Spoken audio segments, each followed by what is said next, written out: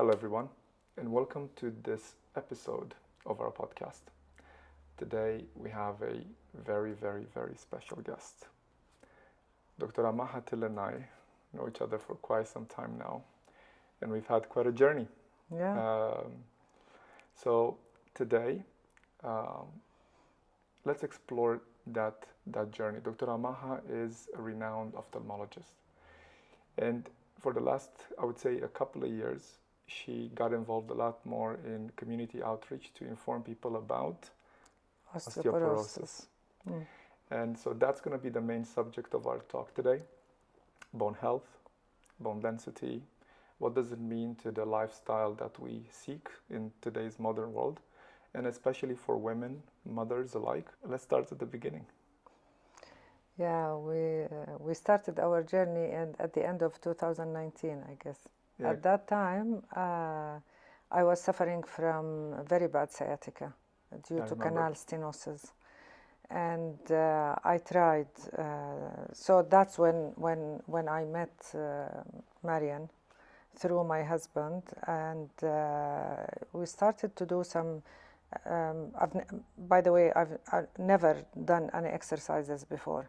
I always had a busy lifestyle, and I always thought that there is no time for exercise, which is totally wrong. Of course, I realized it now that it was wrong. I could have managed to have some time to do exercises, but I didn't anyway.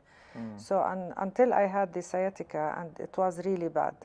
So it was suggested to me to start doing some physiotherapy and some exercises in an attempt to relieve my pain, which I did, but it was a difficult journey for me. As you can remember, I didn't know anything about exercises. Then we started gradually, and I started improving in so many aspects, but regarding the sciatica itself, it was not resolved because it was due to canal stenosis, and I had to go through an operation for it, which was in July 2020, at the Corona time, I remember. And then we resumed our exercises, after which, and I started improving, and I used to have 3 times a week, which I never done before, as I said. And then suddenly, I knew I had osteoporosis in 2018, and I was on the Prolia injections. But suddenly, for unknown reason, I started to have fractures in my vertebra. So I had the first fracture. 2 weeks later, I had the second, which they call it the domino effect. One, because it was a compressed fracture, so it was causing pressure on the other one. And because I was having the osteoporosis, so it was easy for the bone to break. Until I had 4 of them broken. At that time, I could not move. Literally, I could not move. I could not stand. This was in This was in 2022. 2022, correct? Exactly. In February 22, when I started to have. So it was difficult to do any exercises at that time, and I had to wear the brace. I had to be off work for like 3 months, suffering from severe pain, of course. But the good thing that after 3 or 4 months, we resumed our exercises and we resumed our journey together again, which by now it made a big difference in my life. I think I've never been as fit as I am now, and the pain was totally relieved. I'm not taking any pain medications for now, and I started to have improvement.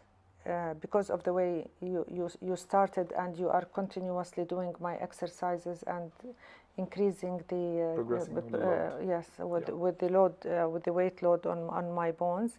So I'm improving, because my last test, which was in December 2024, it showed improvement. In addition to the medications I'm taking for osteoporosis, but the exercises, they made a big difference for my life, for my pain, for my work, for everything, actually. Coming back to the beginning of this journey, you mentioned, I'm mindful of the people listening, and some of the terms might not be clear. So when we're saying canal stenosis, what you want to imagine is the small channels through which the nerve passes from the spinal cord and reaches towards the leg. and that channel was smaller and Between shorter and L4 smaller. and 5, it Between was L4 and it L5. was very stenosed. It was very narrowed, narrow, and it was causing pressure on the nerve. So Yes. there was no way to be relieved by exercises. It has to be done surgically. Yeah, and the surgery was successful. We recovered Alhamdulillah. from that quite quickly, and we continued. And when you had the brace, people might imagine the brace that we put around the belly only, but in fact, it was a much bigger brace. Bigger brace. It was covering all my chest and the abdomen and the back. Exactly. So it's a complete brace because we have to support the entire spine. Osteoporosis, when the tests are done, the T-score is lower than -2.5. Yes. And in the last test that we had, and we have targeted through training the pelvis specifically, the femur and the pelvis bone density, because if we are to fall, and this is one of the big risks here, the risk is about not just the bone density itself, but if we were to fall, then we might suffer a fracture. The risk is higher to suffer a fracture. And for those who are watching and they're thinking, okay, so you're going to break a bone, big deal. But as we advance in age, breaking a bone, and specifically the hip, implies tremendous risks. Exactly. Tremendous risks.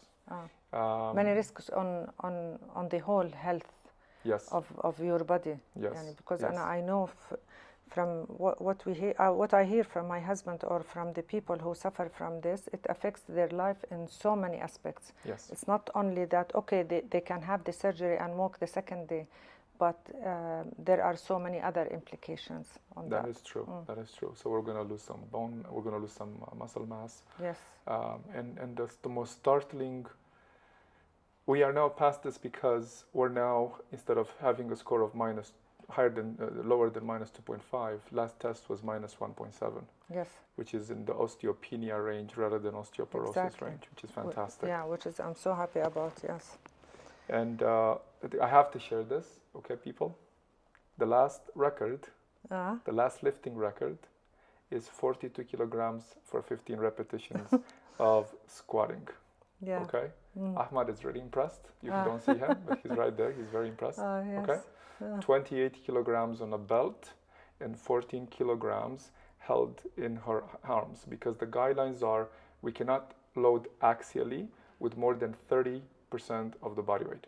So the upper limit for you is 18 kilograms in your arms, but below in the belt squat we can load a lot more. And so we got to that number, which is absolutely amazing. I know a lot of 20-year-olds that cannot do that. Oh, that's fine. That makes me feel very happy. See? Yes. Okay.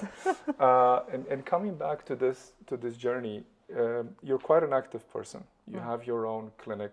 You work with a lot of people. You're very passionate about what you do. I've seen multiple times when we had to maybe move a session here and there because you had to see a patient who could be in town only for a brief period of time. So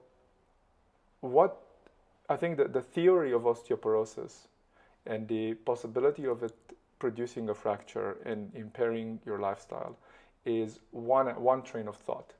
But what happens when it actually happens? What happens in how you interpret reality? How do you navigate that? What thoughts go to your mind? When I had the fracture? Yeah. Oh my God, even when I remember that period of time, I've never thought that I cannot get out of my bed. We take things for granted. Okay, you wake up, you get out of your bed, you go to the bathroom, you wash your hands. At that time, I could not move out of the bed without help. I did not use to go to the bathroom without the help. Even when I stand, I could not stand. Simply, I could not stand. So if I want to stand to wash my hands, for example, I have to support myself with one hand, wash one hand, then support with the other, then wash the other hand. I never thought that something like that, taken for granted, that you can stand and wash your hands, is something very easy, but we take it for granted. So the feeling was, I felt so weak, so dependent, which I never felt before. And it took time. and it was so painful as well. I used to take all the medications that you can think of. You know that I had so many medications, so many injections, because I just want to relieve pain, to be able to sleep or to sit comfortable or anything like that. So, but I want to say something about osteoporosis also for people who don't know what osteoporosis is. Please. Because our bone is all the time, it's in anabolic and catabolic stage, which is building the bone and losing some of our bone.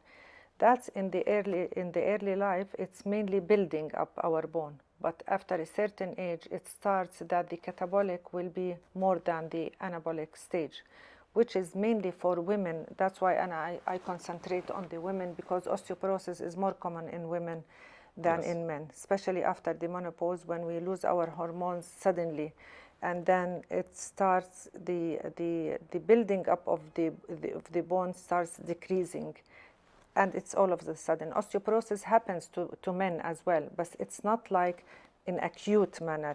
It happens like gradual. So that's why if we want to screen men for osteoporosis, we screen them after the age of 65 or 70 sometimes. But women, I was reading something very interesting the other day, that 80% of the cases of osteoporosis in women between the age of 50 and 59 are undiscovered. Because, as I said, we take our body for granted. So between 50 and 59, we should start examining ourselves for the osteoporosis and know if we have osteoporosis or not. And that's most of the people who are diagnosed when they have the first fracture they have. I will add something to this. I'll add something to this one before we move on from screening, because I encountered a case of a young lady, about 30 years old, thin, beautiful, about to get married, and she was saying, I would like my posture to improve, right? What does that mean? I want my shoulders to go back. I want my lower back. She wants to face gravity, to stand against gravity a bit more efficiently, more gracefully. She's getting married, right? So I enjoyed meeting her, and we went through the history. And what came out of the history is that when she was young, when she was little, she had stunted growth. She had a challenge with her growth hormone. And so the doctors at the time actually prescribed growth hormone for her. And so she had a growth spurt that was quite aggressive in a very short period of time. Because she's quite tall. If I recall correctly, she's 175. So she's not she's quite tall. She's not the average woman. She's not the average height. And so my mind went to, okay, if we have such growth spurt in a female, she's 30. My mind went to, okay, can we do a bone density check? Because I thought, if you had a hormonal disruption in your growth years, I typically, if I hear of a person who went through bulimia or anorexia or some other malnutrition or some diseases malabsorption also. Some or diseases like parathyroid or something like that. Exactly. It can cause osteoporosis at an earlier age. Correct. Yeah. Or they've had to undergo cancer treatment early on. Exactly. Right? Especially hormonal therapy. So, or of course radiation and chemo. But surprisingly, when the test came back, she was at borderline between normal and osteopenia. Although she's 30. Although she's 30. Yeah. And so I think in today's modern world, the scan that is being done for osteoporosis is one that's relatively inexpensive in terms of the load that it places on the body. Is not like a CT scan or a full although X-ray. it's an X-ray, but it's very mild it's dose. very mild dose. Yeah. But the amount of prevention data that we get out of it is invaluable. Exactly. Because one thing that we need to acknowledge is, okay, we reach a peak, but then we start to decline, and we are all going to decline after our 30s, after our mid-30s. And so what can we do to either slow down the decline or in our formative years, get to as high of a peak as we can. So that from that, as we decline, we start at a higher bone density than otherwise we would have been able to do. And that, there was a study done in Australia where they recruited 70-year-old women with osteoporosis, and they started having them, start to lift weights. And the controlled group was doing a bit of jogging and some aerobic exercises and stretching and jumping and so on. And these little old ladies who lifted weight, in about 8 weeks, they have improved their score. Bone density. They managed to improve their bone density. Now, it wasn't huge, but it proved that, okay, this is path 1, this is path 2, and this is the control with doing nothing.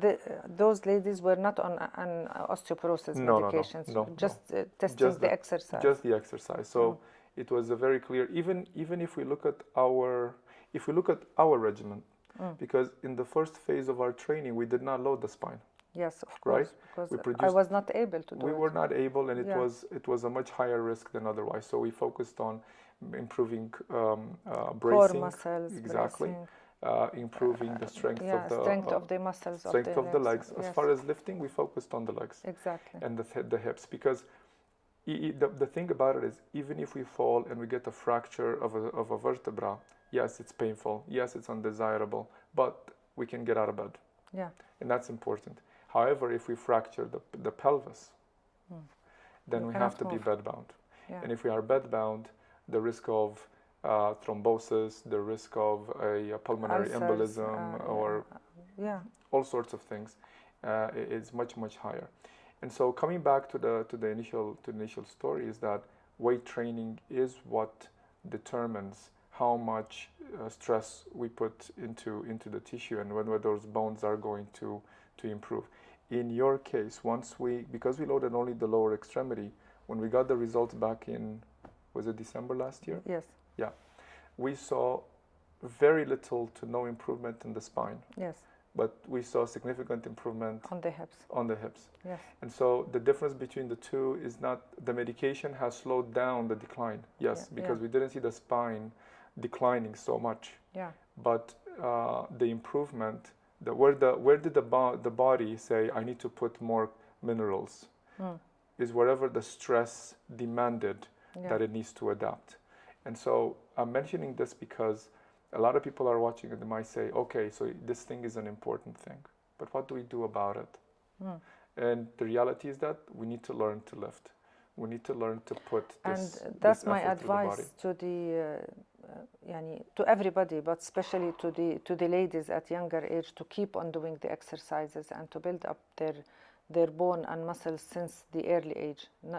For me, it was a different story. I started from later, but my advice is exercise is the most important thing that you can do for your body, and for you to live in a good health later on.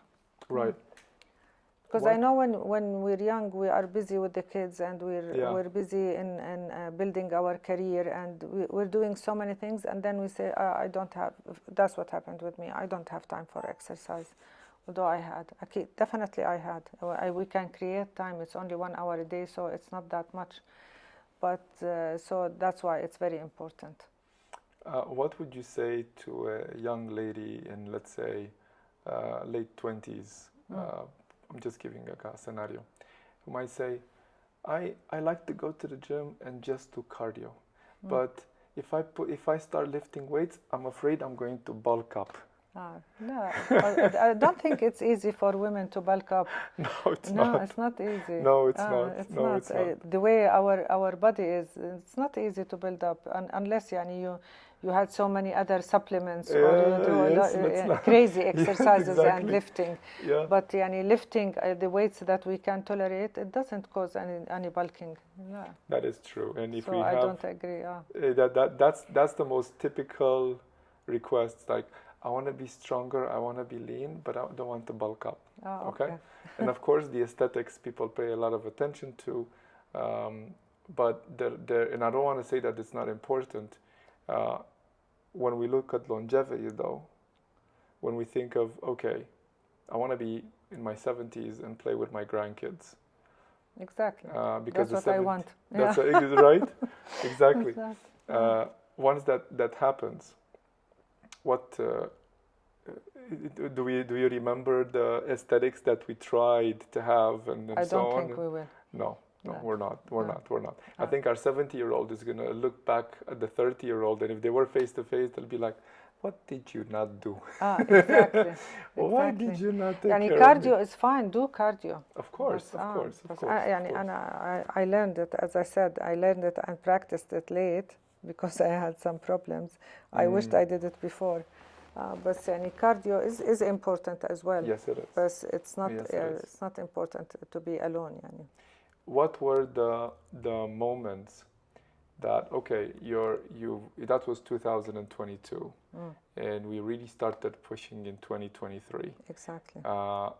What were the moments, let's say the events in your life after 2023 that showed you, okay, I'm on the right path and I'm enjoying life and I'm able to have these wonderful experiences, which maybe there was a chance that you might have not enjoyed as much? Let me put it this way. After I had my fracture and I had this time when I was just staying at home and not doing any other thing except thinking about my pain and the less movement that I can do, I think I did not expect that I would go back to, for example, going for a trip with my sons and my husband and do whatever they do, or walk the same distances they walk, or I learned to swim in the sea in 2024. So I never expected that. I remember you mentioned that. I was a bit surprised. Yes. So I'm happy when I'm with them, especially with my kids. And, you know, I started like, yeah, Mama, are you sure that you can do that? Are you sure that you can walk that distance? Yes, Mama, I'm sure I can do it. Because I have some, you know, I'm more confident now than I was before. That is wonderful. My favorite picture, because I was going through our WhatsApp today, right? I was preparing. I remember a picture you shared with you in a park in Dubai, and your son took the picture. And he is showing how you're stretching, getting ready for whatever you guys were doing. Yeah. And he was, and I think I'm a son. If I would be in that situation with my mom, I'd be very proud. I'd be chuffed. They show it to me that they are proud that I can do things. To them, I really was before the injury. I was afraid to do it, and now I feel no, I'm confident and I can do it. That's amazing. I think sharing the stories is very powerful because it's not only about the women, but I think the men in women's lives to recognize that this is a reality, that we must support our ladies, encourage them, and not take it for granted, because by taking this issue for granted as if later, we take them for granted.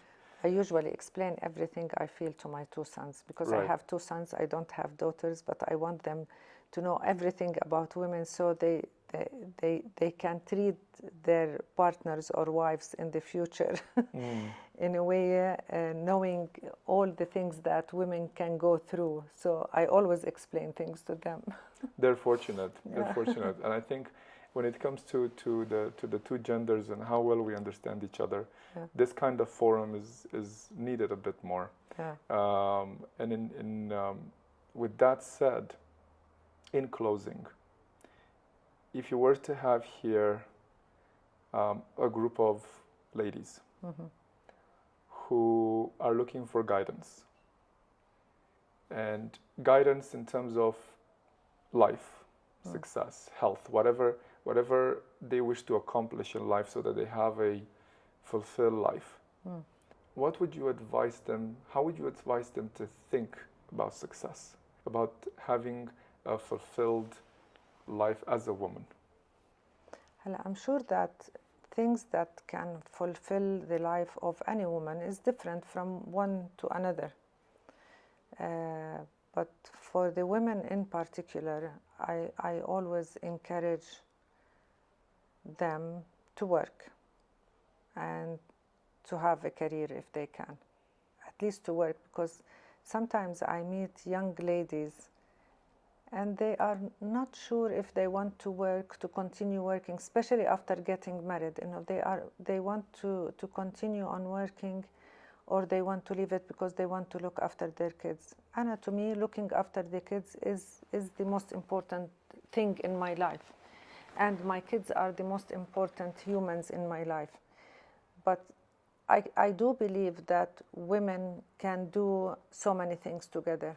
And I encourage them to continue on their career in addition to looking after their kids. Because there will be a time when, of course, our kids, they will grow up and they will leave the nest that we built all that time. So, Anna, to me, if I'm not working now, and since 2014, my youngest son, he left house going to the university. And then one of them is in Canada, one of them is in Dubai. If I'm not working, I don't know what I'm going to do. So that's why I say, you know, I'm a doctor, okay, and it was a tough life at the beginning, because when I went to specialize in England, I was with my husband. Okay, there is no help there. It's not easy as the help we get in this country. No relatives around us to help us with the kids and with studying, working full-time, studying for the exams. And the exams in England are very difficult ones. And looking after the kids.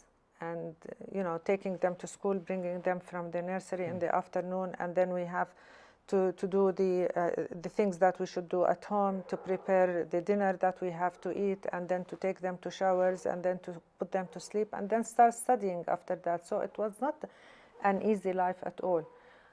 I was lucky, alhamdulillah, you know, I was lucky. My husband was very supportive, so he used to help me in everything. Everything we do it together. So, I mean, if I could manage, I'm sure anybody else can manage. When there is a will, there is a way. Exactly. I think it's a need nowadays for a person to put themselves into something that is productive, creative, that is an outlet outside, that's outlet for themselves and their unique talent and their unique contribution into the world.